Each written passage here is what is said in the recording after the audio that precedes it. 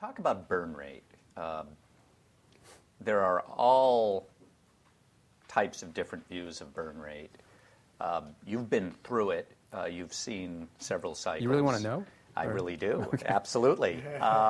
Chris has done a great job on this, by the way, so it's an easy question, but it's a remarkable thing because a guy like Chris, we raised money quickly, successfully on a second round. There's a lot of money in the bank. We see most entrepreneurs, when they have that money, they find ways to spend it, even if they say they might not.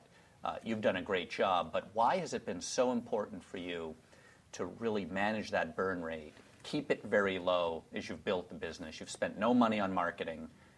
Maybe take us through that and what advice you would give, having been through cycles, and how people should think about it. It's probably the fear of what we all did during 99, 2000, the sort of land grab, where we were all spending like drunken sailors. And you were forced into it. We did the $5 million Yahoo deal that brought in $1 million worth of business. It was like, what the hell were we thinking? And we were all celebrating that because it was a great, to be honest, it was good. It was a good press release. It led to Goldman, working with us for our IPO. It led to another round, which, it sort of made sense back then, but it's a reckless way to run a business.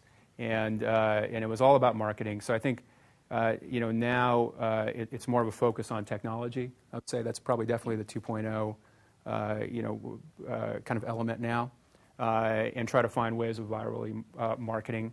At Elon, we went public in 99. We had to do a private, kind of post-IPO round.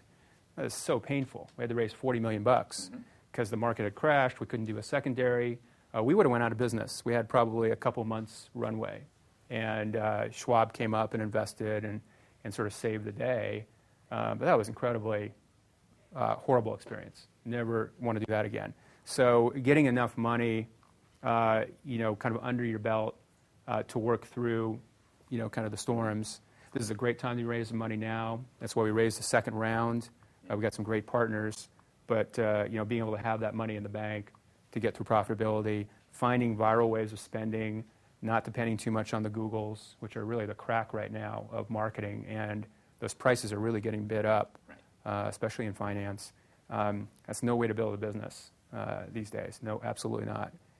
You've got to find some other route around that, or you're just going to be, it's the same problem with the portals in 99, 2000. So, that's really key.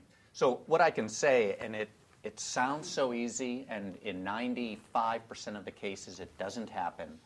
I can't recall a board meeting where Chris or the team said, we have $12 or $15 million in the bank, and therefore we want 12 months of runway, and therefore we should spend X. Every board meeting is about, here are the risks we've identified, here's what the business looks like, we're happy to lose a little bit of money, and we'll define it like that until we get visibility around some of these different both market, technical, and regulatory risks. And there's a complete separation between what is raised and what's in the bank, and what's the appropriate amount to spend.